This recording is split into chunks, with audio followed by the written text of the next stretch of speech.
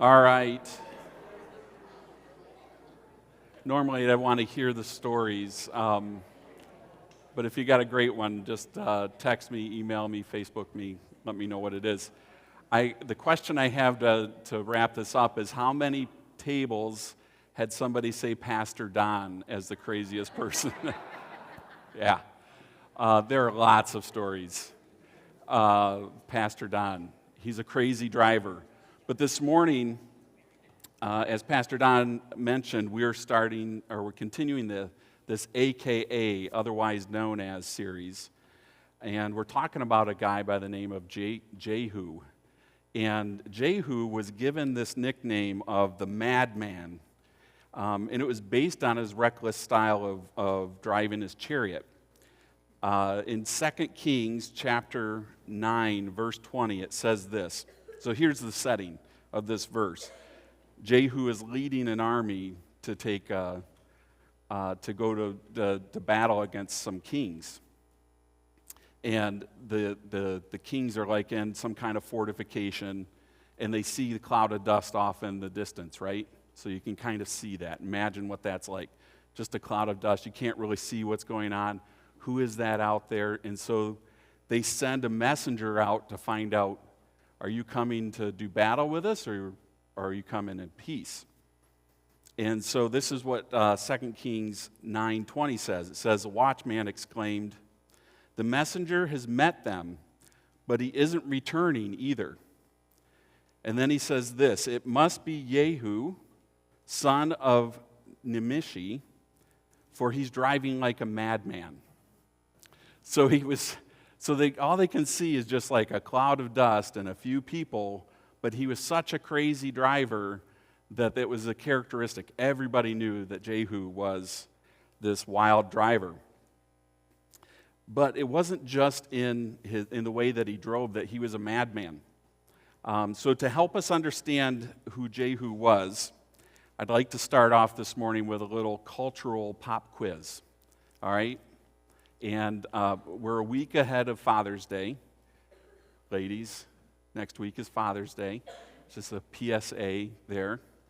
I want to do a little pop quiz, but guys, we're like going to rock this one out, all right? We're going to kill it. So the quiz is about some movies, all right? And so I'm going to give you a character's name, and then what we have to do collectively is come up with the actor and the movie, or movies, right? Because sometimes it's a series. So we'll start off. The first one. The guy's name is John Rambo. Yeah, don't show the pictures yet, because that'll give it away. John Rambo. So we would say who? Sylvester Stallone. And how many movies were there? This is the tough part. Too many, yeah. 3? I'm counting, still counting. No, there's 4. Yeah, First Blood was the very first one. Then there was Rambo, First Blood Part 2, Rambo 3, and then Rambo Last Blood. And there'll be more? There is? All starring Sylvester Stallone? Really? I didn't know that. Chris knows more than the internet, everybody. So then also, here's what I found out. This is crazy. There's actually a cartoon series. I didn't know that. Anyways. All right. Don't show the picture. Here's the character. Jason Bourne. Matt Damon. That's right. And what are the movies in that series? How many? Let's start with how many? I heard 3. There's 4 Bourne movies, but one doesn't have them in it. Yep, so there's 3. There's Bourne Identity, Bourne Supremacy, Bourne Ultimatum. Yep. All right, there he is. Look at how tough he looks. Here's the next one, John Wick. Keanu Reeves. There's 4. Chris. That's shocking to me. I don't know why. Can you name them? Oh, kind of. Yeah, that's true. They actually, to change it up, because these guys it's an art, right? I mean, you can't just do John Wick 1, 2, 3, 4. That's John Wick chapter 2, right? To make it artistic. John Wick chapter 3, and then they make up a word called parabellum. I think it's a made-up word, but anyways. And then the fourth one is John Wick chapter 4. And fine, I'm hoping those are done. All right, now we're going to start getting into maybe some more challenging ones. This one is Robert McCall.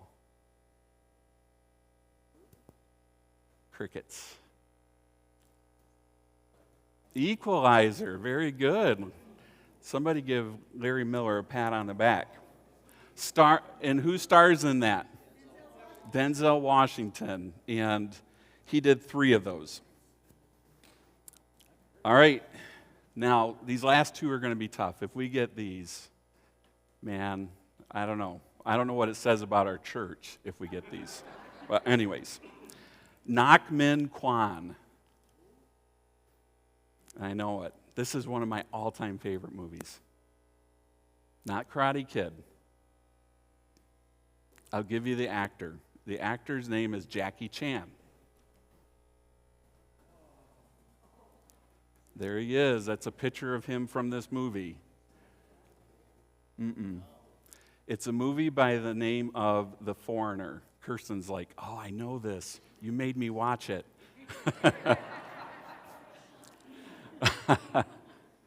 I enjoyed it. It's a good movie. And then this last one, this is going to be nearly impossible, but I'll tell you the date that the movie was made, 1973. The character's name is Lee. No last name, just Lee. Enter the Dragon. All right, Bryce, way to go. That wasn't as tough as I thought it would be. So Jehu was very much like these guys. He was just a one-man wrecking team. But there's one big difference between Jehu and these guys, and that is that he was an actual guy. Interesting thing about Jehu is his name actually shows up in a lot of archaeological finds in other countries from that period of time.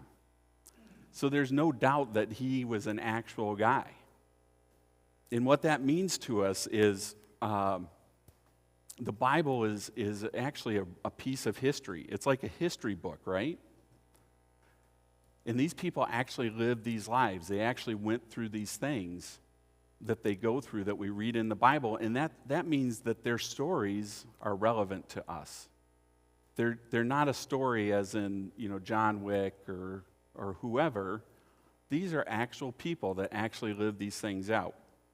And so as we go into this and we start to study the life of Jehu today, I hope that you'll understand the reason we can do this and draw lessons from them is they actually lived life, just like we did.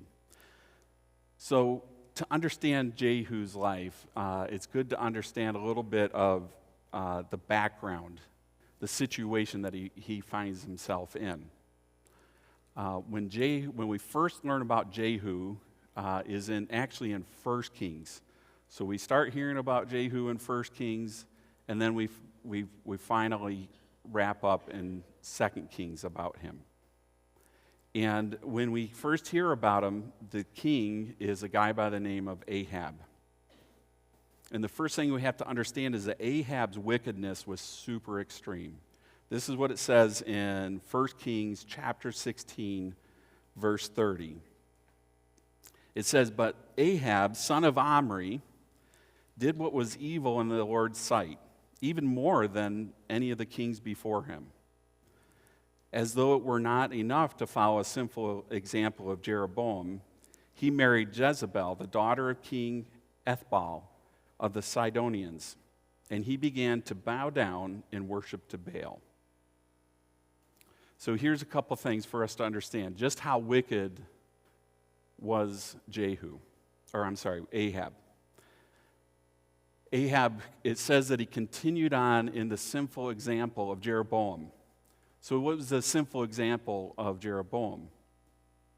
Again, we have to back up a little more to understand the children of Israel, you'll recall, they begged God to have a king, right? So God had created this country for them, set them up, established them. He was their king, but they said, no, that's not good enough. We want to be like the other countries. And they begged and begged and begged God to have a king. And so they finally get a king. And they make it all the way through 3 kings, Saul, David, Solomon, and they find themselves in a civil war. And at that point, the nation of Israel divides into 2 kingdoms. There's the 10 northern tribes, and there's the 2 southern tribes. And Jeroboam was the first of the first king of the northern tribes. So, if you think back to what you know about our Civil War, does anybody remember where did our Civil War start? Where were the first shots fired? Fort Sumter, yeah. So whenever you do a civil war, there's all these shared resources that you've got to figure out who's going to control what, right? And our Civil War started at Fort Sumter because why? Does anybody know why? It's positioned in the bay, the center of the bay for Charleston. And it controlled traffic coming in and out of there. And so as the Union forces controlled that, then the southern states no longer controlled commerce through Charleston's port. So they needed that. So that was the first fight. The first shots were fired in our Civil War over a resource. The same was true when the countries split in Israel. There were shared resources. And the biggest shared resource they had was the temple. See, back in those days, a country's identity revolved around the God that they worshiped. Okay? And when they were successful as a country, it was all because of the God they worshiped, right? And when they weren't, it meant that their God wasn't so good. So that identity as a Israelite was not just, I'm part of this country. It was also that I am a follower of Yahweh. So when they split into 2 nations, 2 countries, Jeroboam had a decision he had to make. And that decision is, who are we going to worship? Where are we going to worship them? And so what we find out is Jeroboam decided to go what we would call old school, right? And he made a couple golden calves. Does that sound familiar to you guys? Aaron did the same thing when the children of Israel left Egypt. So he made a couple golden calves, and he started 2 new places to worship these calves. He's like, it's just too inconvenient for us to go all the way down to Jerusalem. We're going to have 2 places. The northern tribes are going to be better. You're going to have 2 places to go worship. And so that was the sinful example that Jeroboam set. And it says that Ahab followed in that example. He continued to encourage people to sacrifice to these gods. But then the next thing is, it doesn't end there, right? The second part of this is he decides to marry this lady from Sidon. This is common practice in the ancient world. Actually, up until, I don't know if you guys heard this, but have ever heard this, but in the First World War, every country that fought in that, except for the United States, the heads of states were related to Queen Victoria. So it used to be a common practice that if I was a king of this country and I wanted to have good relationships with the next door country, I'd marry one of my kids off to that country, and that would hopefully encourage us to get along, right? And so that's what Ahab did. He's like, Sidon, they're our next door neighbors. I want to get along. So he married one of the king of Sidon's daughters, which is probably not the best decision. But here's the worst part, is that she brought this new god into the northern tribes. The god's name was Baal. And along with that, Baal worshipers would sacrifice children to this god. So they went from worshiping these golden calves to and sacrificing animals to now they're worshiping another god that they have to sacrifice their children to. So do you see how this is like a spiral downward? Then we couple that with the fact that Jezebel was just a terrible person. So Ahab did not marry well. And there was still a remnant in the northern tribes of people that followed the one true God. And they'd walk around telling everybody, we need to change. We need to get better. We need to stop doing these things. And Jezebel didn't like that. She didn't like that people were pointing out her flaws. So much so that she started trying to actively kill them. And she did kill some. And all of this leads to God just saying, I've had enough. I've had enough. Ahab, you're a terrible king, and your wife, she's out of control. Therefore, I'm going to put a curse on you. And God tells Ahab through a prophet that I'm going to remove you as king, and I'm going to remove your family from being able to be king. And so this is the situation that Jehu finds himself in when he's anointed king. So if we look at 2 Kings chapter 9, so we're going from 1 Kings, we're fast forwarding all the way up to 2 Kings chapter 9.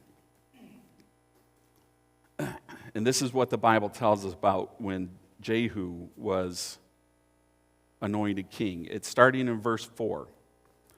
So the young prophet did as he was told, and he went to Ramoth Gilead. And when he arrived there, he found Jehu sitting around with the other army officers.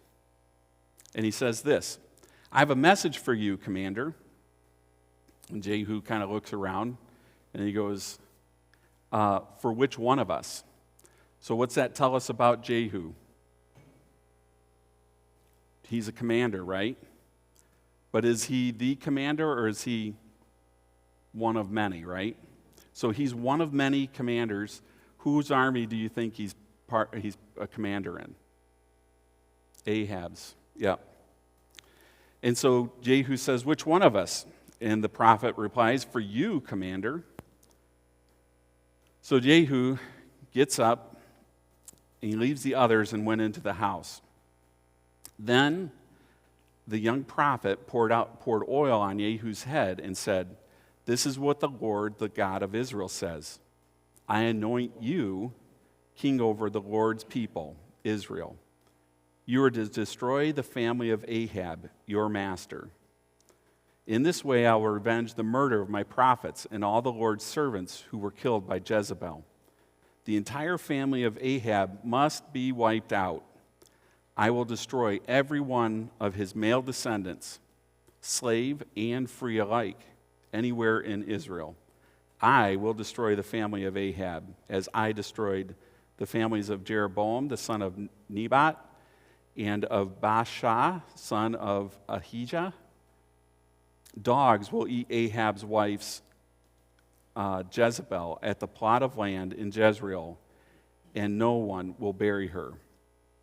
And then, and this is my favorite line out of the story, and then the young prophet opened the door and ran. That's not good news to hear, right?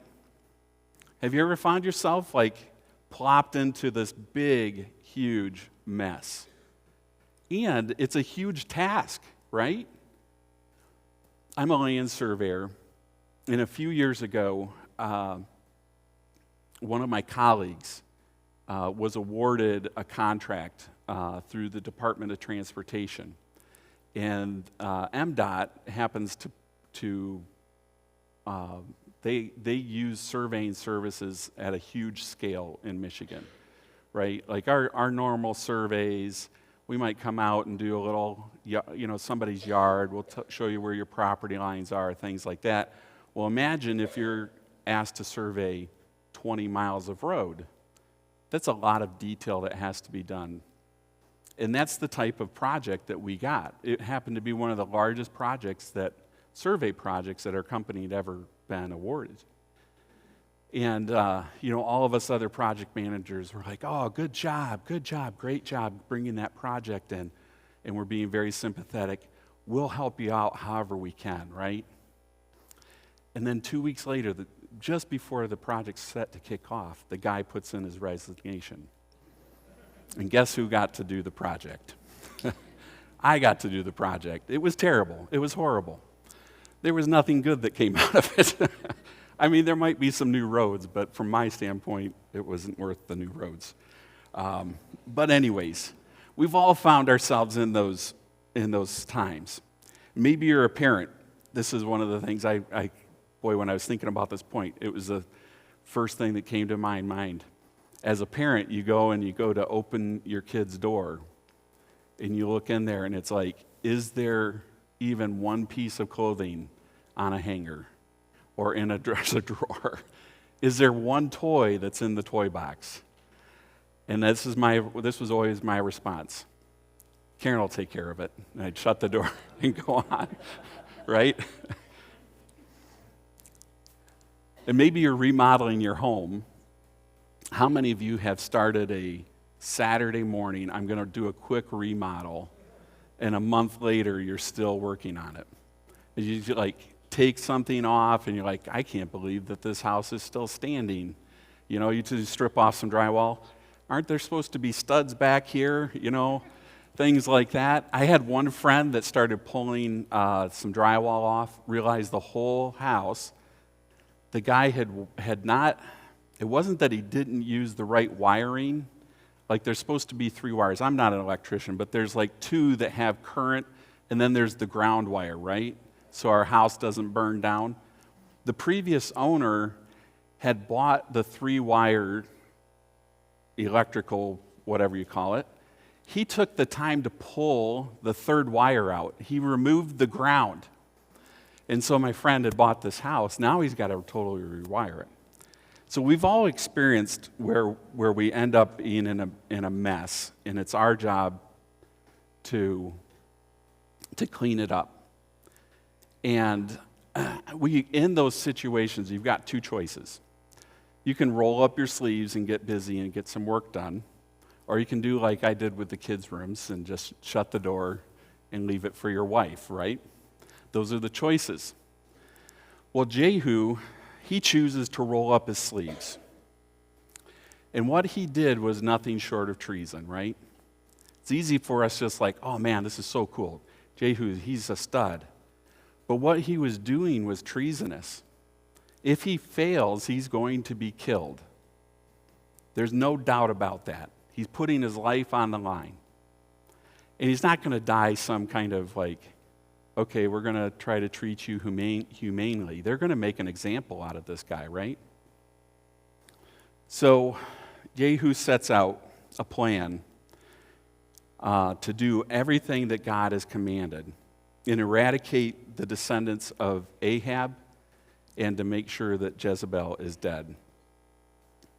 And so what we see in those next verses in chapter 9 and 10 of 2 Kings is a very violent revolt. And I kind of struggled with this a little bit, right? Because we don't talk about this type of stuff in church, but it's in the Bible, right? So we're not going to get into a lot of the details, but Jehu has to take violence as a tool to eradicate Ahab. And so he does what God asked him. He kills off all of Ahab's descendants, and then he goes this next step further, and he recognizes that Baal worship is not right. and he eradicates Baal worship out of the northern tribes. And so God blesses him. And so Jehu rules for 28 years. And he's considered, in the northern tribes, he's considered one of the better kings. And then 4 of his descendants end up serving as king also. So God blessed him for what he did. So there's a lot we can learn from Jehu's story. And I see 4 truths that I want to point out today. The first one is, God frequently provides in ways we don't and would never expect. So God frequently provides in ways we don't and would never expect. So as we mentioned, the northern kingdom was a mess. And they'd had 9 kings prior to Jehu. And each of them was increasingly worse, right? It was like they felt being wicked was some kind of competition. I don't know what the points would be, for being wicked, but I don't know how you tally that up. But they were all wicked, and they continued to get worse. So here's the thing, is that we know that the followers of God suffered under that type of leadership. And they would have loved to see God just wipe them out, like instantly. Like they would have known about the story of Sodom and Gomorrah. And I'm sure that some of them were praying, boy, God, it'd be great if you'd just do a Sodom and Gomorrah, rain down hellfire and brimstone on this evil, wicked king, right? And that seemed like the fastest, best way to do that. But God doesn't always do that. God always moves in ways that are unexpected to us.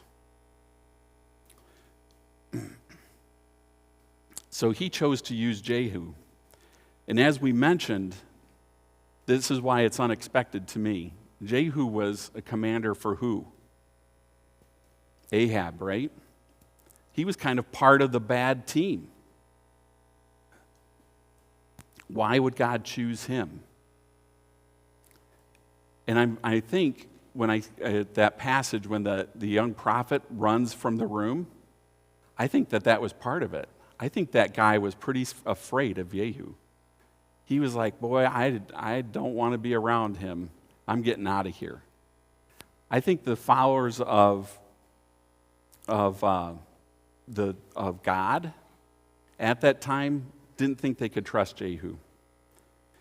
So here's the thing. Besides his mom, I don't think there was anybody in the northern tribes that thought that Jehu could have the impact that he did. So outside of driving like a madman, Jehu brought a passion to what God called him to do. All right? And he just did it. He did the work that had to be done. And so when I look around here this morning, and I have to raise my hand, I can be a crazy driver, but I'm sure there's a lot of bad drivers out there. It's not just me. But I see also a lot of people that are good drivers. And it's not whether we're bad drivers, good drivers. It's about doing what God's called us to do. So probably 20-some years ago, I got asked to teach a 4th grade Sunday school class over the summer while I said 20. I just lied. 30-some years ago, I got asked to teach a 4th grade Sunday school class, a bunch of little snotty-nosed boys. And I was just a college student. Now, I will say that at that time, I was super prideful. There wasn't anything I couldn't do, right? Some of you guys know what that's like. And I didn't know what I was walking into, but I did it over that summer. So some of you, that might be what it is. God's calling you to do something. Work in the clubhouse. Maybe he's calling you to mentor a young Christian, and that's something you've never done before. And all of us could sit there and go, I'm not cut out for that. I used to be on the bad team. I don't really have those skill set. Or we can do what Jehu did and said, okay, God, I'm going to do that. And I'm going to do it with a passion that makes the difference in somebody's life. The second thing is, the second truth that I've noticed is bold actions inspire others to take bold actions. So many of you guys know a gentleman that I use that term lightly, that used to attend here. His name's Mike Reed. You guys remember him somewhat? He used to attend Grace. He's a good friend of mine. He had to move away to the Grand Rapids area to be closer to work. But Mike and I, we love doing ministry together. And he'd have some crazy idea, and I'd follow along with him. Well, one of his crazy ideas that we had was to do a paintball event. And so Mike and I went to a town called Pinckney. Have you guys ever heard of the town Pinckney? I don't think there's much there besides the fact that somebody over there decided to take like 100 acres of property and turn it into a paintball thing. And so Mike takes me over there, and there are hundreds of people to do this paintball event. It's basically a weekend-long paintball war, and it was so crazy. And I show up, and I'm not like a big paintball guy. I bought my Meyer Tipman 4000 or whatever it is, and borrowed a mask and had some couple layers of clothes on because I had been shot by paintballs before.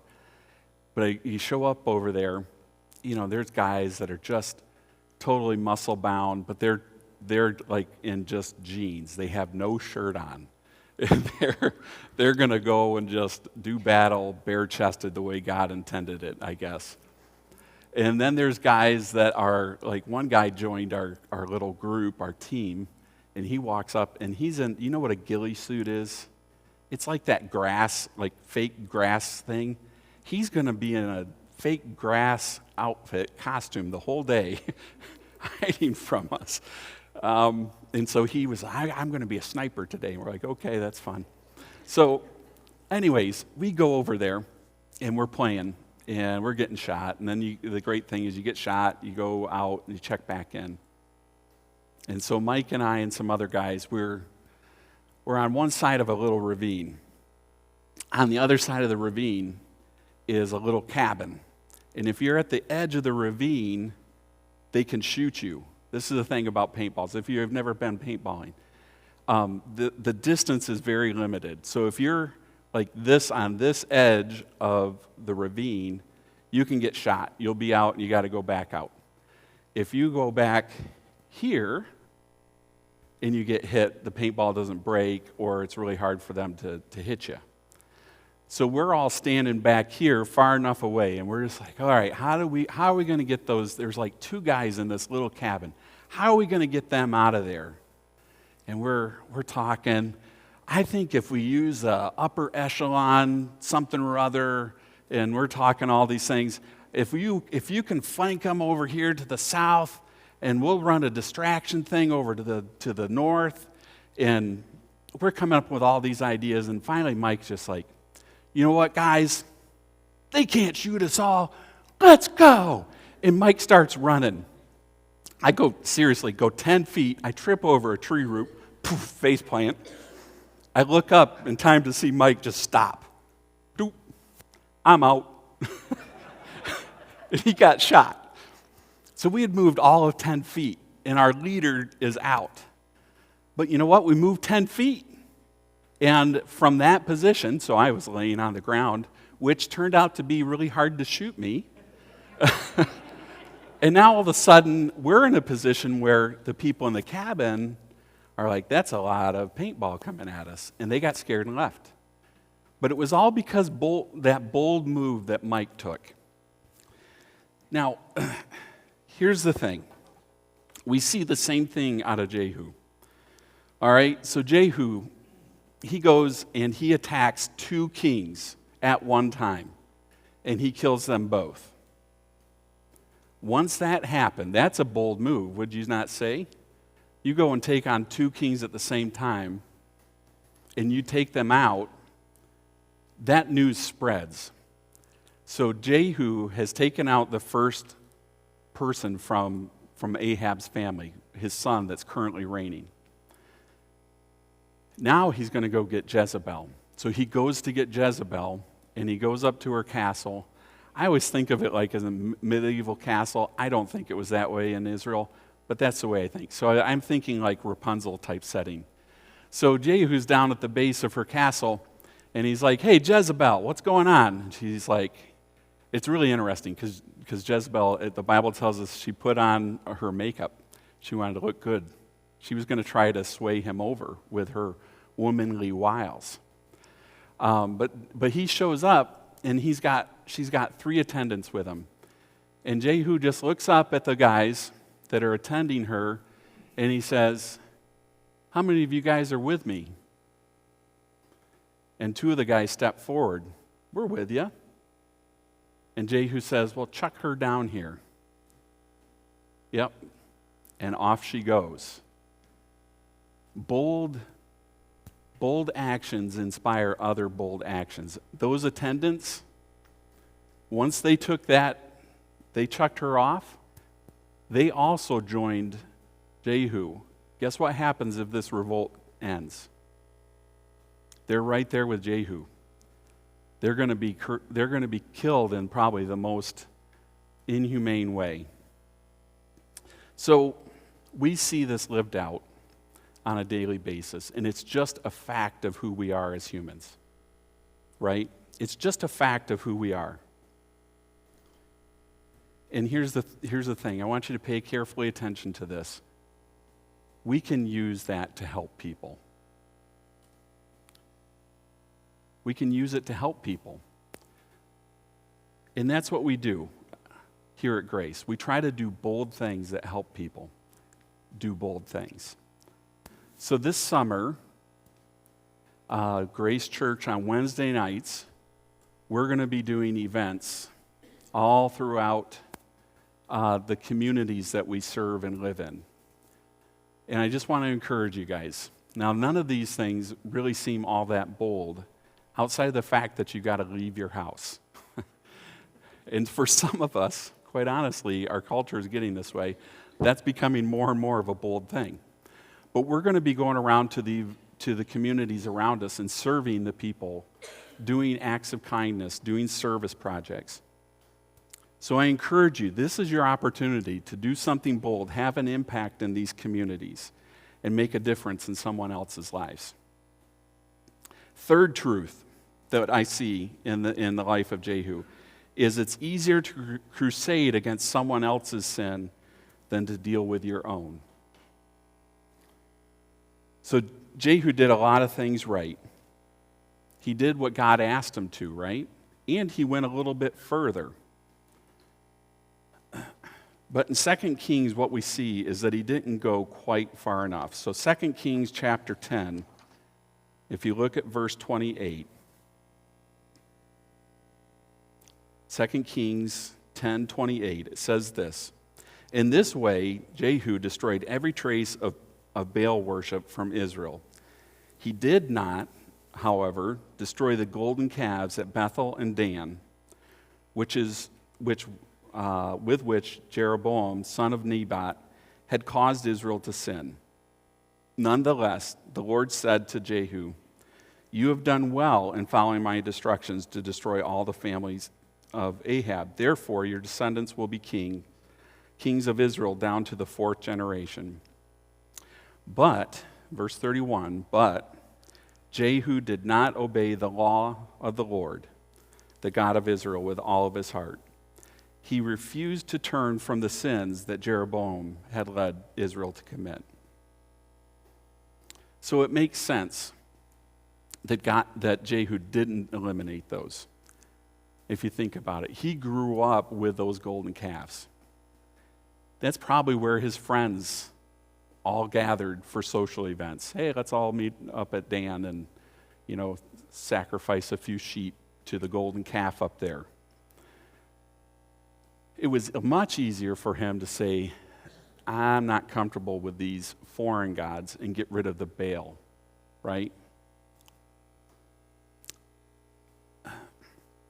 So here's the thing. Jesus recognizes this about us too, that it's much easier for us to look at other people's problems and try to help them with it. When we look at Matthew chapter 7 in verse 3, it says this, "Why do you look at a speck of sawdust in your brother's eye and pay no attention to the plank in your own eye? How can you say to your brother, 'Let me take the speck out of your eye,' when all the time there's a plank in your own eye? You hypocrite! First, take the plank out of your own eye, and then you will see clearly to remove the speck from your brother's eye." Notice that Jesus doesn't tell us, don't try to help your neighbor by taking the sawdust out. What Jesus tells us is, take care of yourself first. Make sure that you're right first so that you can truly help them. And then finally, the fourth thing that we have is God continues to pursue people. God chooses or continues to pursue people.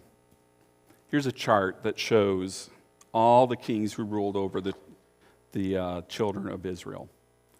I don't know if you guys can see that or not. It's actually, yes, thank you for highlighting that. It begins with King Saul, if you're looking over here on the left. King Saul started in 1050 BC. And the last king to serve over the children of Israel, he was actually king of the kingdom of Judah, so the southern tribes. He wrapped up in 586 BC. So for a little over 500 years. And what we see in each of those kings, if you guys could see all the details on there, it tells whether they were a good king or a bad king. And there were far more bad kings than good kings. Far more. But God never quit pursuing them. And God hasn't stopped. We're 2,500 years later now. God hasn't stopped pursuing his people, pursuing lost and wayward people. That's why we're here today. God pursued me. I was lost and wayward at one time. Each of you were lost and wayward at one time, and God pursued you. He continues to do that. Now, here's the wonderful thing, is God asks us to join him in that. He's asked each of us to seek the lost, seek the wayward, and help them come to Christ. And we can do that by following these truths, these same truths that Jehu did. Now, hopefully you have different results. Hopefully you're not out slaughtering people. Hopefully you're out there actually helping people come to Christ. Be that unexpected person. Do something bold and live your life differently. We can have a tremendous impact on our community and the people around us if we'll do those things. Let's have a word of prayer. God, we thank you for this lesson that you've given us. We thank you for your word and the way that it speaks to us throughout ages. God, I just pray that you help us to live differently this week. Live in a manner that honors you. Live in a manner that helps people understand your love for them and the sacrifice that Jesus made. And we pray these things in his name. Amen. Amen. Thank you, Aaron. You may be newer